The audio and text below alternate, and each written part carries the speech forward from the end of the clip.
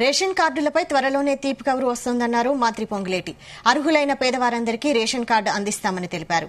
నాగార్జున సాగర్ భూములని ఆక్రమించుకున్న భూముల్లో నిరుపేదలకు ఇళ్ల స్థలాలు పట్టాలివ్వాలని అధికారులకు సూచించారు. ప్రతి గ్రామంలో డ్రైనేజీలతో పాటు సీసీ రోడ్డు పూర్తి చేసే బాధ్యత తనదన్నారు. ఖమ్మం పార్లమెంటు అభ్యర్థికి ఇప్పటి వరకు ఎవరూ ఇవ్వని మెజారిటీ ఇప్పుడిచ్చారని ప్రజలకు ధన్యవాదాలు తెలిపారు. ఖమ్మం జిల్లా కూసుమంచి మండలంలో ప్రజల వద్దకే సీనన్న కార్యక్రమం నిర్వహించారు మంత్రి పొంగులేటి.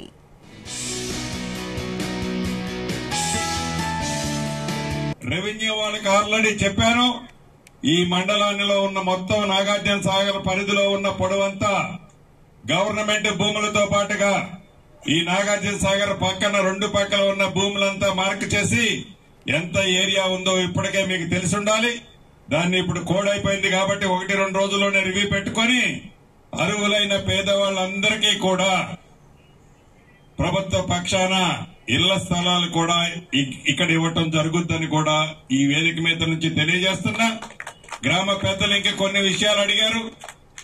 సీసీ రోడ్లు, కొత్తగా ఏర్పడిన కాలనీకి సీసీ రోడ్లు, కరెంటు పోల్స్ కావాలన్నారు. ఎలక్ట్రిసిటీ డిపార్ట్మెంట్ కూడా అందరూ నేను ఏం చెప్తున్నానో ఆ డిపార్ట్మెంట్ వాళ్ళందరూ నోట్ చేసుకోండి.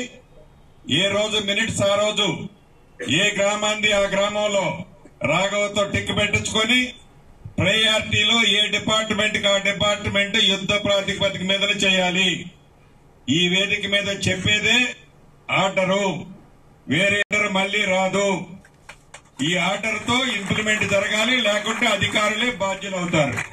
ఎలక్ట్రిసిటీ గాని వాటితో పాటు రోడ్లన్నీ